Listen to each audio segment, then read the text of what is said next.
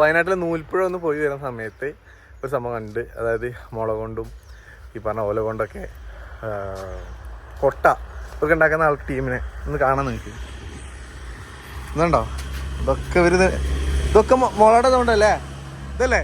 ഓ ഇതിങ്ങനെ ചെയ്യൂലേ? ഇതിപ്പോ ചേച്ചി ഉണ്ടായിക്കൊണ്ടിരിക്കുന്നു. പേരെന്താ ചേച്ചി? സരസ്വതി. കുറെ കാലമായോ ഇതല്ലേ?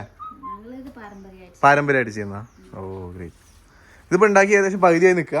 അത് ശരി. അത് ഒരെണ്ണം എടുക്കോ?